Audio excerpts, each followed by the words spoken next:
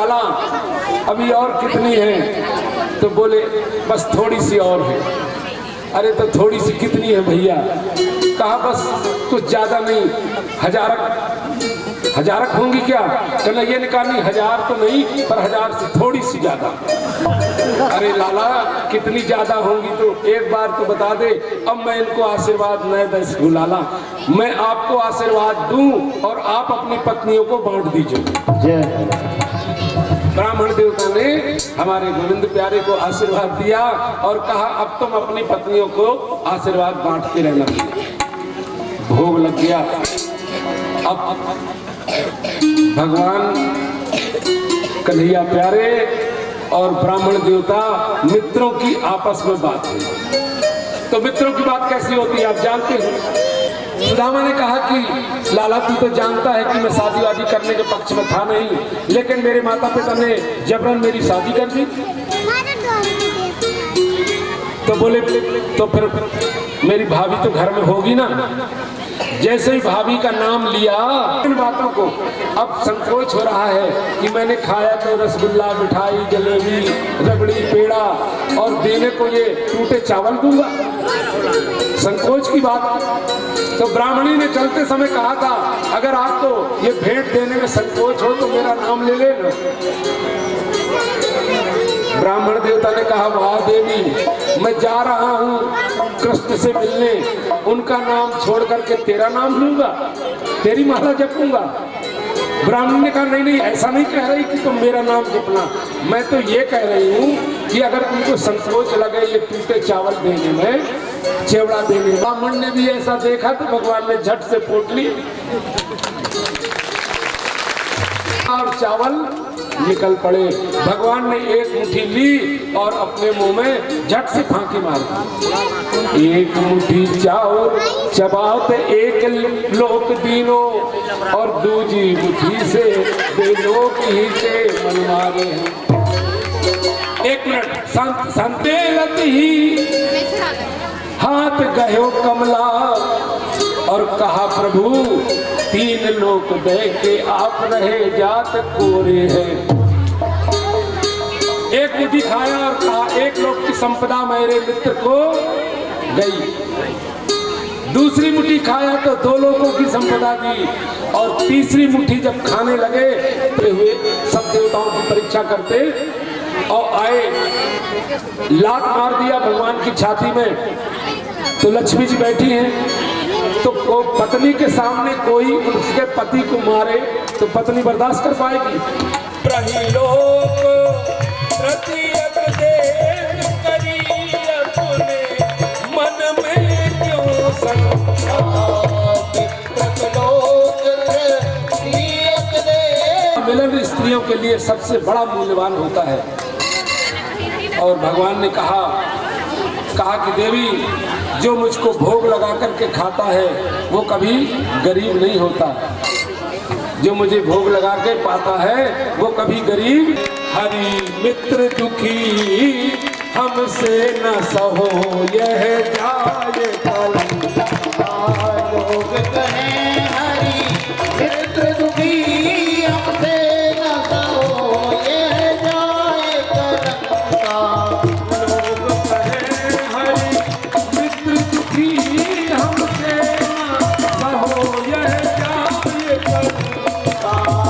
लोग कहें हरि मित्र दुखी हमसे न सहो यह गरीब कौन रहे जग में। बोलिए वृंदावन बिहारी लाल की जय।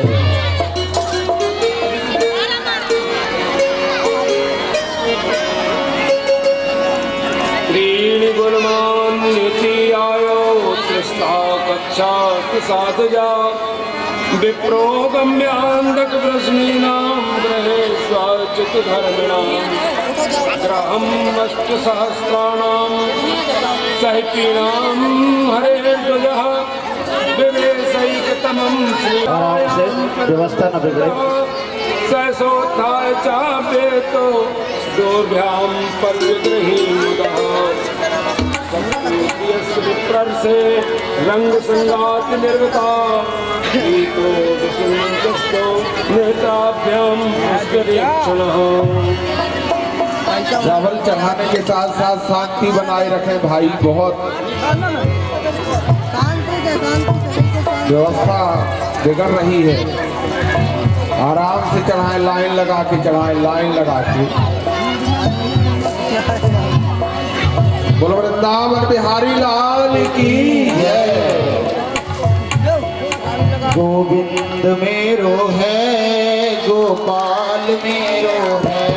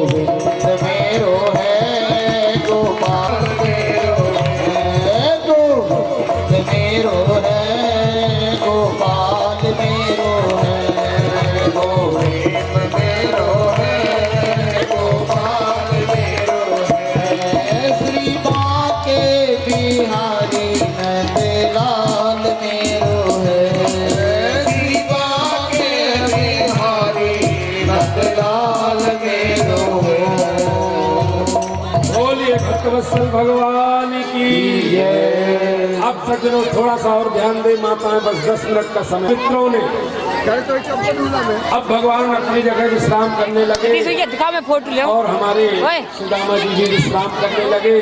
लेकिन सोचते हैं रात को पड़े पड़े कि सवेरा होगा तो हम अपने मित्र से कहेंगे कि भैया अब हम जाएं। अगर हमारा मित्र कहेगा कि नहीं भैया हारे थके आए हो तो 4 दिन रुक जाओ, कुछ खा पी के बदन बना लो, शरीर बनाओ, फिर जाना, तो रुक जाएंगे। माताएं ध्यान देंगी, यहाँ भी ध्यान रखें। दोनों मित्रों की कैसी सुंदर वार्ता है। हमारे सुदामा जी ने सोचा कि मैं कहूंगा कि मित्र जाऊं, फोटो ले। अगर मित्र कुछ बोलेगा तो रुक जाऊंगा, नहीं बोलेगा तो चला जाऊंगा। ऐसा विचार करके सवेरा हुआ तो ब्राह्मण देवता ने कहा मित्र मैं चलूं, तो हमारे कन्हैया प्यारे ने कहा हाँ जाओ।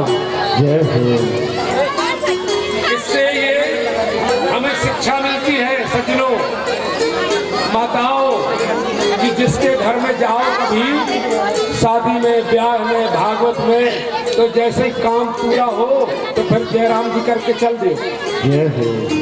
ऐसा ना करो कि अभी हमारे पंडित जी ने रसगुल्ला बनवाया है, बूंदी बनवाई है, सेव बनवाए हैं, तो 7 दिनों तक रसगुल्ला बूंदी सेव तो हमने खाया और अब रसगुल्ला खत्म हो गए,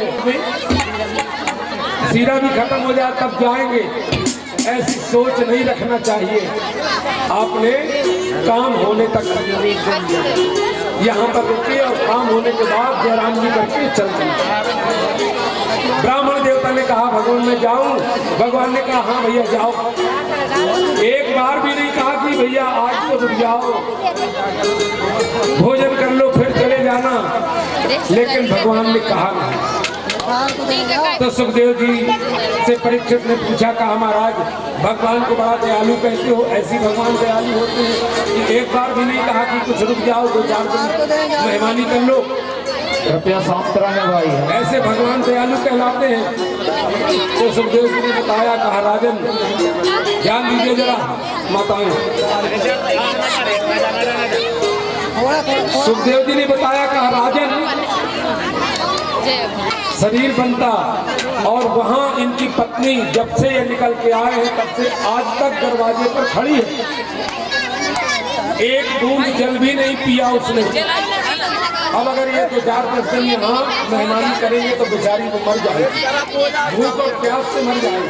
नहीं किया, पानी नहीं किया, इसलिए भगवान ने कह दिया कि जाओ। बच्चे साथ रहो थोड़ा। ए बेटा, बस अब बहुत बहुत साथ रहो, साथ होकर बैठ जाए। और जब चलने लगे ब्राह्मण देवता तो भगवान दौड़े पीछे, कोई फटी धोती फिर से मित्र को दे दी और अपना जो पीताम्बर पहनने को दिया था उसको वापस ले लिया। तो फिर परीक्षित ने पूछा, कहा इन्हीं को दयालु कहते हैं, यही कृपालु है, अगर गरीब को एक कपड़ा दे दिया था तो उसको भी वापस ले लिया। ये बात तो अच्छी न लगी। तो सुखदेव जी ने कहा, राजन भगवान जानते हैं कि मेरा मित्र स्वाभिमानी है, इसलिए कि हम मांगने नहीं जाते। बड़ा स्वाभिमानी बनता था और देखो वहां गया तो अपने मित्र की धोती पहन के आ गया, तो मित्र की बेइज्जती हो जाए, इसलिए भगवान ने बोले कि भैया प्यारा। लेकिन कृष्ण इन्होंने तो इतना दिया है कि अपने जैसे बना दिया है, लेकिन जो देता है वो मुंह से बोलता नहीं। भगवान ने इतना दिया, कह नहीं सकते कि मित्र मैंने तुम्हें बहुत दे दिया कि नहीं, बखाने ना। हम तो महाराज 5 रुपया चढ़ाते हैं तो 4 बार अनाउंसमेंट करवाते हैं कि फलाने जी ने भागवत में 5 रुपया चढ़ाया। ये भावना हमारी नुकसान।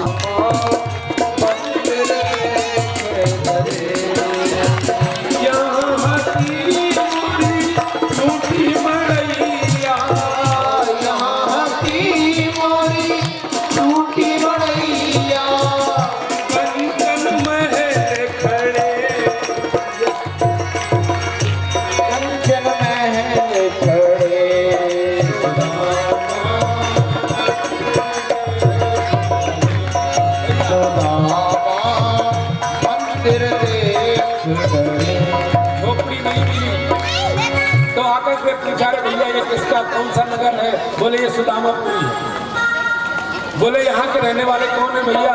तो वहीं गया, लेकिन ये मेरा घर तो नहीं हो सकता। विचार करते हैं, कहा भैया सेठ जी को बुला दो, मैं पूछ लूं।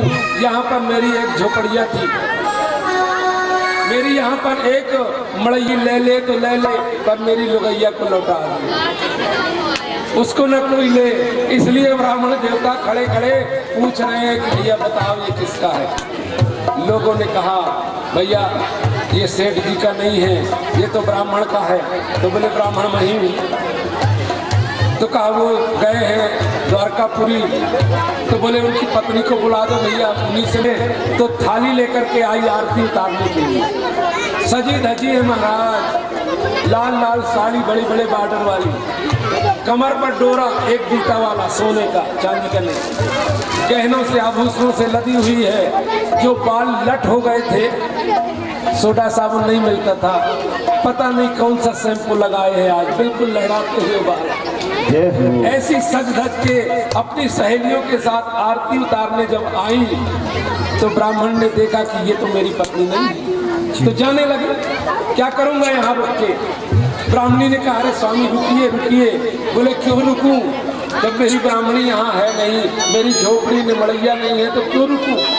कहा महाराज मैं आपकी पत्नी। बोले तुम मेरी पत्नी हो ही नहीं सकती, उसके गालों में झाई पड़ी थी, बाल लट हो गए थे, तेरी लाल लाल साड़ी में बॉर्डर पीला पीला।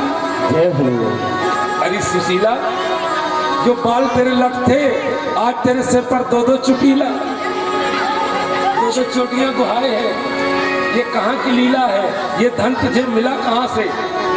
तो महाराज ब्राह्मणी ने कहा आपके मित्र ने दिया। बोले झूठ बोलती हो, मेरे मित्र ने मुझे 5 रुपया नहीं दिया कि किराया लगा लेना या रास्ते में कुछ खा लेना, और तुझे इतनी जायदाद दे दी। बोले